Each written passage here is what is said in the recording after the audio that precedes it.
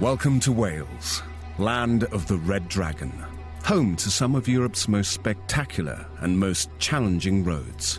Here, the Astra GTC core design and chassis team met together as the car was put through its paces in final testing. Let's just hear from Chief Designer Andrew Dyson.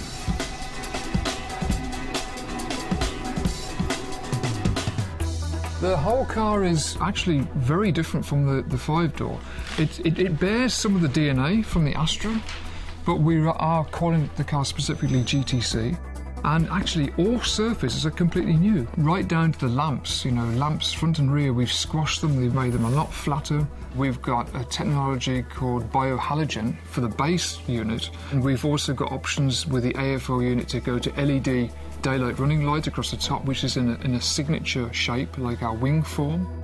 It looks aggressive, it looks like it's a car that's meant to be driven. It's a really wide stance. It's got this beautiful contour where you can see the upper body, and then you come round to the fenders and it really has this huge muscular effect of the wheel arches and the wide wheels. And overall you get this impression of, wow, a great proportion. And then you see the car from the side view and you see the beautiful roof line, that it's beautifully curved. It really looks like a classic or an iconic piece of design where everything fits together. It looks seamless. This is an emotional car. What is it about the design that kind of generates an emotional response when you look at it?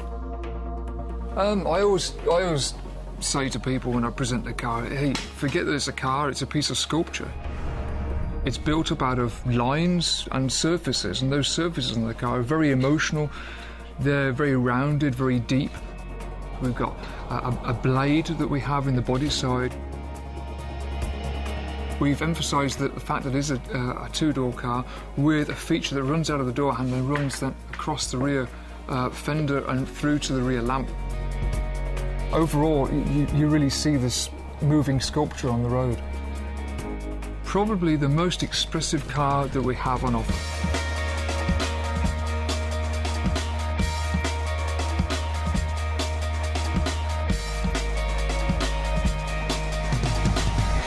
Are there any other details which you could draw our attention to which kind of expresses the quality and the premiumness of the car?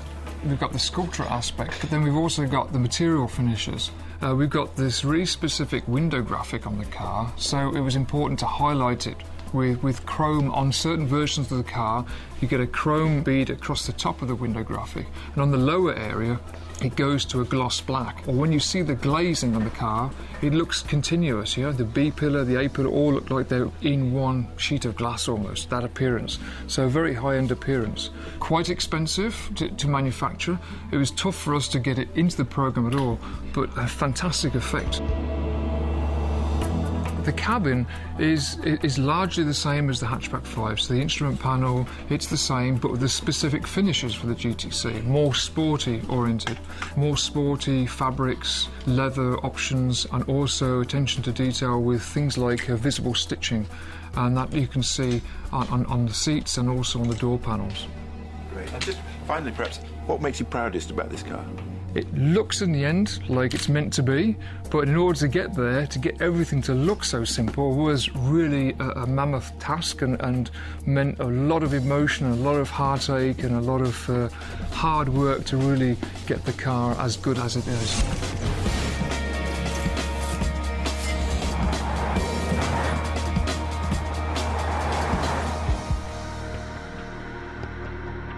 The design of the Astra GTC is a promise also of great driving dynamics.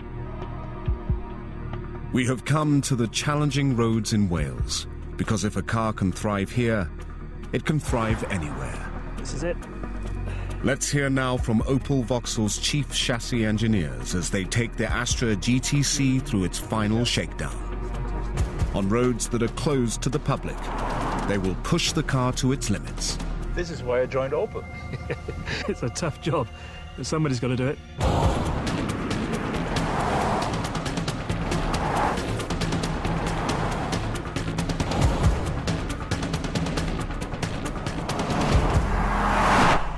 So here in the UK, we've got some of the most diverse and challenging road surfaces and conditions to evaluate our work.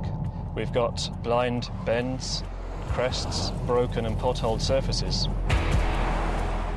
Right from the start, we set out to create a car that was agile, fun to drive, and best in class for driving dynamics. The ultimate Astra, the ultimate chassis.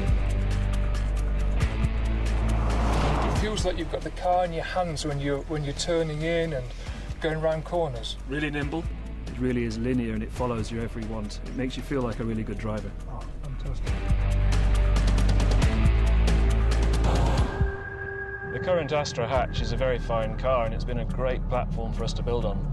But with GTC, we wanted to give an extra level of driver involvement and an even more rewarding driving experience.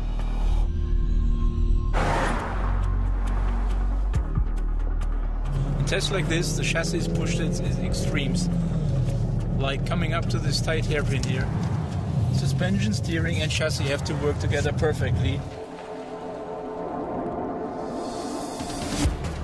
So here I'm on a section of road that's actually used in the British Rally Championship. It's narrow, twisty and bumpy. A huge variety of forces coming into the suspension system within a split second. I think it was also a very good idea to put a rebound spring in this. That's what's giving us the really great steering feedback. The great breakthrough in the development came with the adoption of the Hyperstrut front suspension. The traditional McPherson strut's a very fine system. It's light and very tough. But Hyperstrut gives us that extra level of driver involvement, a greater purity of steering feedback. Friction's really low. Just feel that. Yeah, Oh, it's just so amazing. easy. See, the strut doesn't rotate. On these roads, you can really feel the advantages of the Hyperstrut. The reduced steering friction and the improved cornering power give you the right feedback for these roads.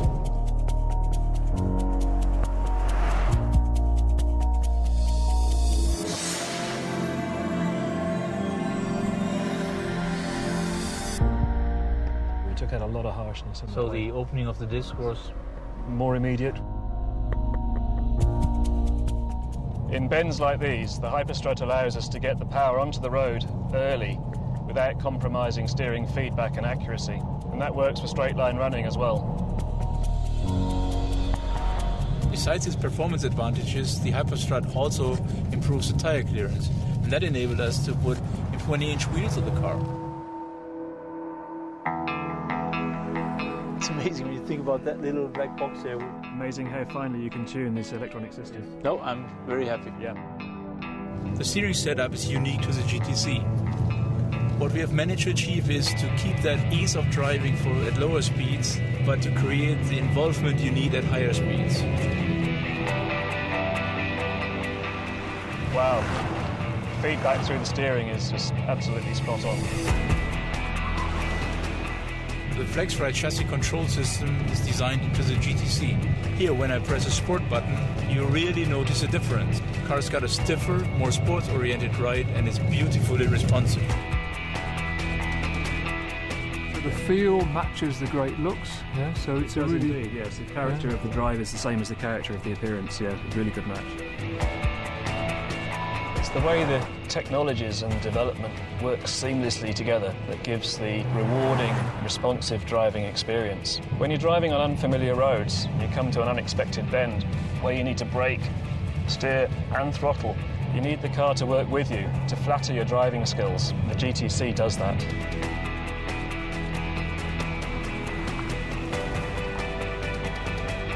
Hey, how you doing?